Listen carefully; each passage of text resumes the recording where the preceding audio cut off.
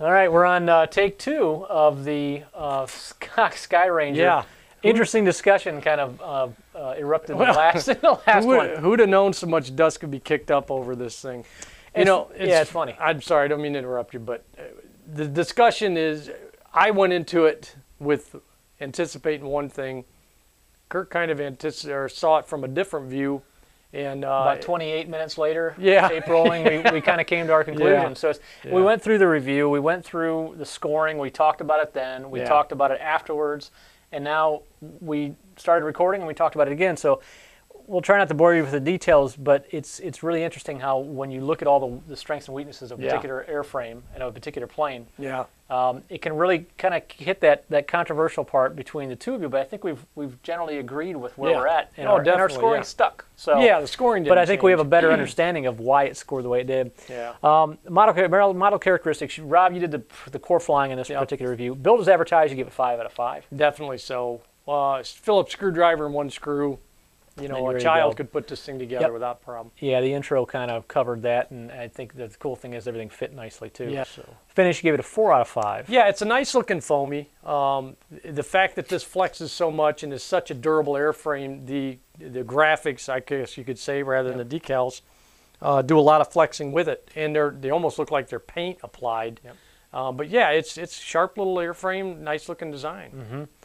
Power, 5 out of 5. Yeah, these things have got ample power, and it's good because it does give you a fairly decent size envelope as far as the power settings, which this flies good at. Flies comfortably at half throttle. Yes. And then flies nicely aggressive at full throttle. It does, without a lot of surprises as far as ballooning and stuff like that. Very formidable climb out. Oh yeah, which definitely surprised so. me a little bit. Yeah. I wasn't expecting that much punch. Yeah, in between. plenty of loop from level flight, no problem. Yeah. Yep, very good. Now, first controversial topic: ground handling. Yeah. Gave it a 2.5 out of 5, and it sticks, but yeah, there is no ground handling, so to speak, on this. This is one of those planes that, yes, it's got the nice landing gear on it. It rolls nicely. It doesn't take much power to get it rolling, but this is a point and shoot. Mm-hmm. It really is. The amount of speed that you need to make the rudder even a little bit effective would be to a point where you're already out of control with it. Well, yeah, you're sitting on that nose wheel, and the amount of force it would take from the rudder to be able to influence the change in direction off that nose wheel is just, it's not even close to being I guess, feasible from a rollout perspective. As soon as that nose wheel gets off the ground and you're under even half throttle power, the whole tail comes to life then. Exactly, yeah. So this is basically you're using it as an option to hand launching. I think what my experience was with it is you just kind of line it up like, okay, it kind of pulled to the left a little bit last time, so I'm going to go ahead and aim it to the right. Yeah, and I'm going to that's the way get it was. rolling with a little bit of throttle, and I'm going to hammer the throttle and just commit to a takeoff. And you'll see on the film, I mean, you can see on the film that it took off fine. Yeah. But that was with just power go and get that thing in the air so we can start flying it. So now, with ground handling being said that it's not steerable on the ground at all, you can pop the landing gear off. Yes. And for a beginner, you take the kid to the park, you pop the landing gear off, you hand launch. Yeah, because a beginner is not going to start with learning how to take off and land. It's the hardest thing in flight. Yeah. So they want to learn how to fly, and that's what this is designed for. I mean, that's where it excels. So that was one of the topics we discussed at length. Durability, we give it a 5 out of 5. Yes, this thing is very tough. We popped the prop off it several times, and that prop saver, or this design where you got to say by the terminology, Rob. It's the safe prop. Safe prop. Sorry, this safe prop is perfect. It saves from the prop from being broke. No bend shaft, no broken props. No, not at all. It pops off. You pop it back on, and you go. Mm-hmm. Yep. Now we move on to the next the next section, which is pilot experience. This one had the most discussion by far. Flight as advertised, we gave it 4 out of 5. Yes, and back to the trainer part.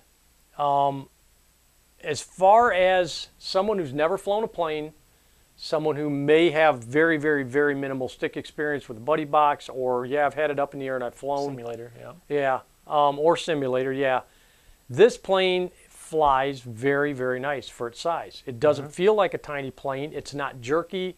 There's no surprises really as far as with it moving in the air. Holds under power. its line through banks nicely. It does. Drop It too much. handles great. It's a very forgiving plane. Where our discussion came in is, and Kurt and I get the blinders on sometimes, when you see a plane with landing gear, any pilot who has experience, it's all about the takeoff and the landing. We've got to take those blinders down. Unless they've got really good pilot skill and it's about what they do in the air. But Well, for yeah. us, it's about the takeoff and the landing. Exactly, exactly. Because it's going to come down. Oh, and yeah. I'd sooner do it with I'd a nice rather it look flare. good. Yep. Yeah. Yep. But no, where the discussion came in was, or the different opinions, you couldn't ask for a better airframe to train somebody on. The durability is excellent. The flight characteristics are excellent. This is not the type of plane that you're going to want to practice your touch and goes on. No. And that's where we have to look at it from that standpoint. I would not hesitate to let my daughter take this up. My 11-year-old daughter, never flown in her life. I'd throw this in the air all day long and let it come down and throw it back up and down. And that's what it's designed for. Pop the landing gear off, take it on a nice grassy field, and just fly as long as the battery will keep it up. And, you know, really. And now where does that come into play? We need to identify that once you get below 50% throttle, there's no gliding in this plane. There's no glide at all. This thing sinks literally like a rock. So that's where the whole thing about the landing and the takeoff and everything came into play.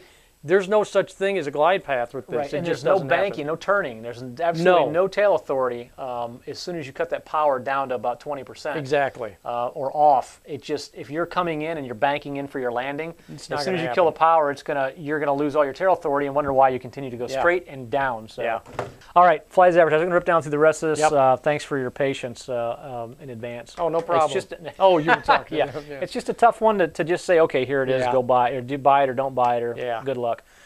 Flight time, I'll give it a 4.5 out of 5. Yes, flight time, we got a lot of flight time out of this. Surprising for the power, we actually got great run time out of it. Yeah, we did. Field size, either a small park or a large gymnasium. Yeah, gymnasium, you know, it's tough to fly in a gymnasium. I'm not saying you can't do it by any means, but it depends on how you want it to come down. You can fly it, actively flying it in a gymnasium, but you can't bring it in and you can't slow it down and straighten yourself up. And those gymnasium floors are hard, man. They may be a little, you know, landing gear may take some abuse on that. Even too much for the breakaway prop. Portability, 5 out of 5. Oh, same way as easy it is to build, it's as easy to break down. And portability, durability, and as durable as this is, you know, like you mentioned, throw it in the back seat of your car. And just leave it assembled and take it.